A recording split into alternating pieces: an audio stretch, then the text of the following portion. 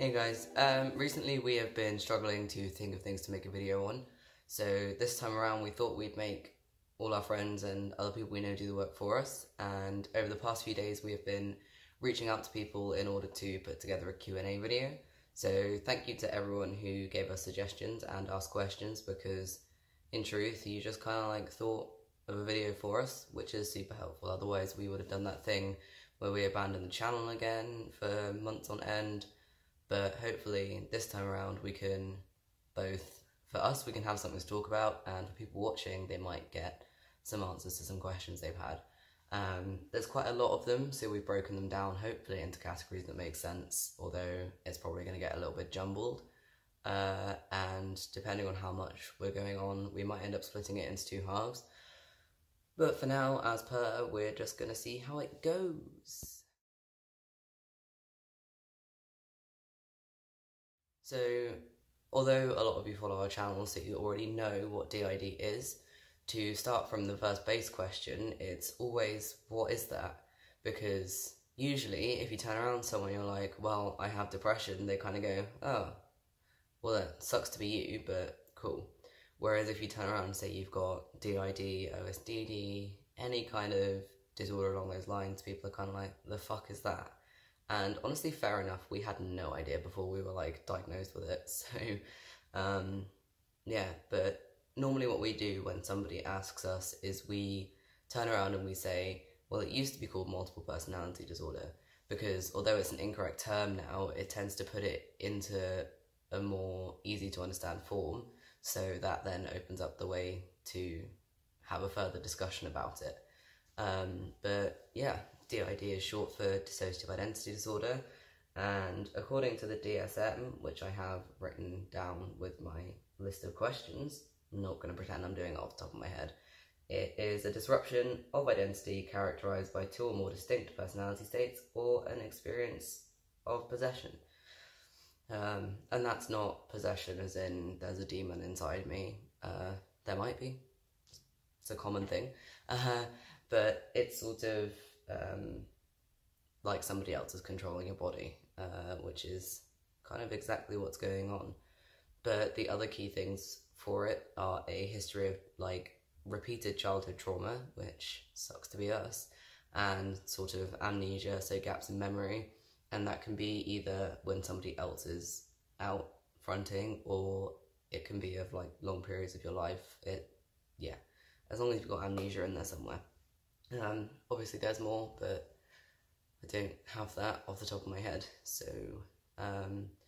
and along from that, if somebody's like, oh yeah, cool, I get it, and then they ask more questions, and you start using terms like alter, system, fronting, that kind of stuff, it kind of throws you back to square one, because they're like, what are you talking about? I literally just have no idea. So one of the questions we got was the terminology, which, you know, is a completely fair question. So alter just refers to someone in your system. I'm an alter, even though I'm host. Everyone else is also an alter, so that's that sort of alternate personality state, I guess. System is just what we use to refer to us as a collective, and honestly we used to hate it because it sounds kind of like clinical, we find, but that's basically it. We are a system of like 45, something like that. I actually have no idea. I think that's, oh no, fronting, almost forgot that one. Fronting is just being in control of the body, being at the front, so you're kind of, it's like driving a car really, except it's a flash prison.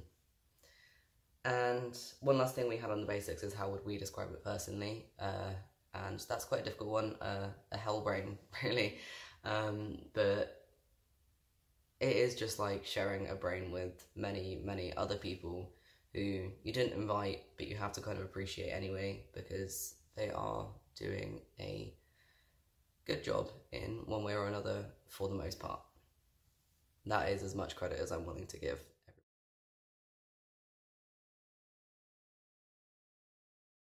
The next list of questions we have are sort of a step on from what actually is the disorder, and kind of goes into like general questions about it. The first one we've got is, regarding amnesia, and it's basically what happens when somebody else is fronting, what happens when I'm not here, and how does that kind of all work.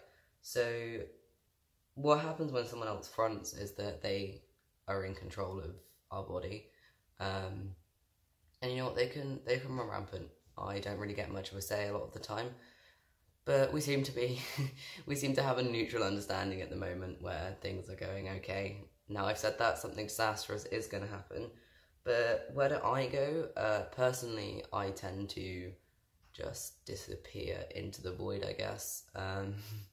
I don't really remember much. It's kind of like going for a nap without realising it, because, for example, if I wake up, make breakfast, and then someone else comes out until 10 o'clock that night, when I get back, I'm like, oh, I'm going to go to the shop now because that's what I was going to do this morning. Look outside, it's dark. And it's like, okay, cool. Did they go to the shop? So I don't really get that. It's just a complete void when I'm not around. But for others in our system, we have an inner world. I don't think we got any questions specifically on it, but an inner world is basically a world inside our brain where alters live. They can be anything for different people, so it can be just a simple house, or it can be entire planets, worlds, islands, castles, literally anything. And that's kind of where alters sort of hang out and live their lives. They can have full sets of memories of like growing up, of their own personal histories that obviously didn't happen to our body but are completely real to those alters. So yeah, where do I go? Into the abyss, really. And switching can work in all kinds of different ways. Sometimes it can take days. It can take days on end of just feeling super dissociated and wavy and confused and annoyed because you know it's going to happen, but it just won't. It can be you have someone co-conscious with you, which is they're sort of alongside you while you're doing things. It can either be a voice like in your head, or it can be them. Kind of feels like trying to wedge two heads into one bike helmet. Or it can be literally split second, like blink of the eye and somebody else has come out. But it can take any amount of time. It can feel really weird, or it can be so fast you don't even know what's happening. It's different for everyone, so is the frequency of switches. Some people several times a day, some people once every 6 months, and it can vary as well. So sometimes I'll be around for weeks on end without a word from our system. I start to think they don't exist anymore, and then suddenly they're just everywhere, literally everywhere. It's like an ant colony if you like accidentally step on it. So that's that. The next one we got is what do alters actually do, and it's quite simple to answer really. It's that they protect you, but essentially they form to help deal with childhood experiences that you otherwise wouldn't have been able to deal with. The theory of structural dissociation, big words, but something very simple actually, says that you aren't born with one distinct personality state. As you grow up, if you're just sort of raised well and sort of educated and people are nice to you, they kind of all merge into one.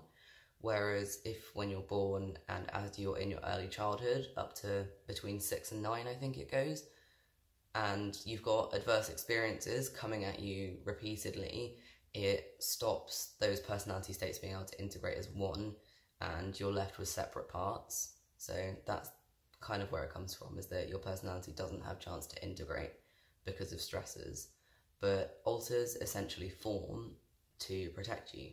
So if a young child is unable to deal with something, the purpose of an alter is to come along and sort of take on board that stress, or to protect them. If you've not got anyone else to turn to when you're that young, your brain turns to itself and it creates people that it needs to get you through that situation, because there's nobody externally that will be able to help out. And yeah, so essentially alters save lives. They get people through things that they otherwise wouldn't survive, and for that I think you've got to be grateful for them, even if you fall out, or they can be annoying sometimes, or they cause issues. in the first instance, they got you through something that you wouldn't have got through by yourself, and that is super duper important. Can it go away? I mean, no. Like, once your sort of personality has failed to integrate in the first place, it is a difficult process to get back or like work towards an integrated personality. Through years of therapy, you can sort of bring parts together as one by dealing with trauma and generally healing and encouraging, parts to come together, alters to sort of merge.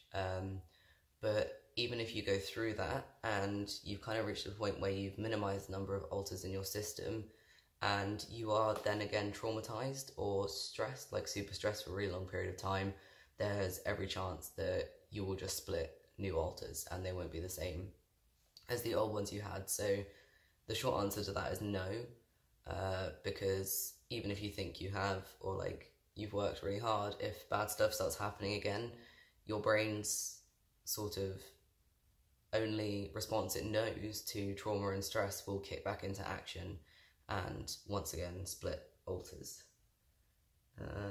We have one that says, is it like the movies? No, I wish it was sometimes. Like, I think it would be a super cool party trick if I could climb walls, skip out on the cannibalism part, but climbing walls and taking bullets without a blink of an eye would be sweet. But no, it's not. It's less, a lot of the time it's less sort of, I'm this person, now this person is here, now this person. It's more of a, who's here? I think it's me, but I don't really know because I feel so dissociated and confused. I feel like me, but also I don't. And honestly, I think a lot of the murderers with DID in films tend to be a lot more organised than us or any other system I know. Trying to organise 40-odd people who sometimes don't get on at the best of times to organise how to get away with a murder is just not going to happen. We can't even agree on what we're going to have for dinner, and you know, if somebody comes out and they're like, what's been going on, and there was a dead body, they'd be like, oh my god, I'm calling the police, we just found a body, and it would have been us. But yeah, no, it's not like the movies. It's a lot less dramatic, I think, as well.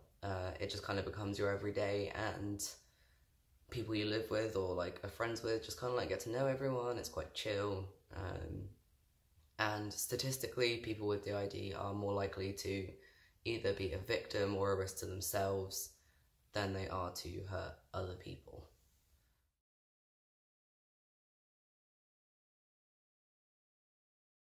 Okay, before you think change of scenery and change of voice and glasses, okay, Faker, people kept walking past our bedroom window, which was super awkward, and we didn't have glasses on before because the sunlight kept shining on them. Probably shouldn't have to justify that, we probably don't, but I'm gonna anyway. Anyway, back to it. One super interesting question that we got is what disorders might be mistaken for DID? And I guess you might be thinking, how do you mistake something for multiple personalities? Surely it's a standalone thing, but that is so far from the truth. It's super hard to get it diagnosed. It's super hard to even notice you have it for a lot of people, because obviously if you're not being watched constantly, you're not going to think about it if you forget something, or, you know, a day's a bit of a blur, because, you know, it just happens sometimes. You get tired, you get stressed, and it's not a big deal. And we thought back in secondary school that we had schizophrenia or psychosis as a result of something else. We had no idea what DID even was. So we put it down to that for ages. We went to a doctor and we were like, we're hearing voices, and they were like, you're probably psychotic due to sleep deprivation. Get some rest, get some counseling, and it'll go away in its own time. A lot of people have a psychotic episode. It's not that uncommon. And then as you go further into mental health diagnoses, you'll get all sorts. You're hearing voices, it's schizophrenia. You'll get your mood swing and you're hearing voices, it's bipolar with psychotic symptoms. Or you'll get, oh, your moods are so different you feel like somebody else. It's borderline personality disorder. And especially in the UK, Americans don't like to diagnose dissociative disorders. So we've been told that blacking out for periods of time is just a symptom of CPTSD. That, you know, it's natural to forget things when you have PTSD and you're stressed because your brain represses stuff. And you can turn around and you can say, but people we know have met alters. We have journals that are full of letters and notes between us and reminders, and certain people remember certain things and others don't, and just so many things you can't explain. And they'll still look at you and say, no, your moods are just so different you feel like somebody else. And that is not the case, because you can tell that this isn't a mood, this is a whole different person. They have their own perception of the world and their own thoughts, feelings, and opinions, and that, I think, is one of the most important things in differentiating DID from BPD, is that it's not a mood state, it's a fully developed person. But yeah, they'll go to the ends of the earth to try and diagnose you with anything but, which is super frustrating. There's a few psychologists out there that still don't think DID is a thing, and you can debunk that immediately. It definitely is. We've lived it, we've tried living anything but it, and it just gets worse. We've seen other people live it. There's books and articles and real life people out there that are living this thing. And yeah, it's a lot. It's a weird thing, and it's probably a lot to take on board, but that doesn't mean that it doesn't exist. We recently saw an article. There was a psychologist saying, well, I've never met anyone who actually had DID, therefore it isn't real. And that's like saying, I've never seen an elephant in person, elephants don't exist, which they obviously do. So yeah, that's that. It gets mistaken for all sorts. And the next question we had is, if I meet somebody new, will they know who I am? And you gotta answer that on an individual basis. Somebody might know exactly who you are. For example, it might be the first time you've met them, but they might have, you know, they might have met you before and you just didn't notice. Or they might have been watching from sort of the inside to figure out who you are and if you're gonna be friends, that kind of stuff. But there's also the case that maybe not. I recently came out of I don't even know how many year dormancy, and I got back and I was like, who the fuck are these people that I live with? What is this? How do I use Instagram now? It has stories. You know, I was so confused. The last thing I cared about was whether or not I knew people just for a few days, and now I've kind of got to grips with things, and I'm happy being around. But in the first instance, when I got back, I was like, I don't know any of these people. And that was stressful, especially because going back to 2013, around then, we didn't really know what was going on, whether I was just a voice in somebody's head, or whether it was our then host just pretending to be someone else in order to cope with certain stressors. You know, it's not guaranteed that someone will know who you are, and it's not guaranteed that they won't. It's a lucky dip, really. And if they don't know who you are, it's probably important to just take a second to introduce yourself, take them seriously, especially if they're confused and they don't know where they are. Badger came out of a super long dormancy period as well on a bus into town, and he had no idea where he was. And we're lucky enough to have friends that helped him figure stuff out, but it can be so disorientating and confusing. And I think, especially if you come to and you're sat in front of somebody you've never met in your life and they're just trying to have a normal conversation with you, that's hard. It's real difficult. And the follow-up to that is always, will everyone like me? And again, you can't answer that. The best we can give people is, if you haven't met someone and they haven't met you, they probably have other things to be worrying about, and they don't even know you exist, or if they do, they don't really have many feelings towards you. And it sounds horrible and cold, but it's true. If an alter is mostly around to do internal work, the last thing they care about is worrying if someone is paranoid they aren't friends with them. That was worded terribly. They don't want to be thinking about outside friends because they got so much going on inside, or it's someone they've never met. It's kind of natural that they wouldn't have too much of an opinion, but a lot of the time for us, if you've met someone and you're nice, we're fine. But that's not the case. If you picture yourself stood in a room of, for big assistants anyway, if you picture yourself stood in a room of 40 odd people, and you think about it, if you went around and met every single one of them, would you like every single one of them? Probably not. There's going to be people that get on your nerves, there's going to be people that are a little bit unfriendly, a little bit aloof, there's going to be people that are great, that you want to spend so much more time with and get to know, but that many completely different people, you're not going to get on with everyone. Although, usually, for us, you have to do something to be a dick to get on our nerves, but there are people that some people like and some don't, but it's natural. It's just part of, being multiple, is that not everyone's gonna love each other, but that's not on anyone else, and there's not much else we can say on that. Yeah, a lot of people, a lot of opinions, a lot of perceptions and feelings, and that means that everyone may love you, but everyone may also not.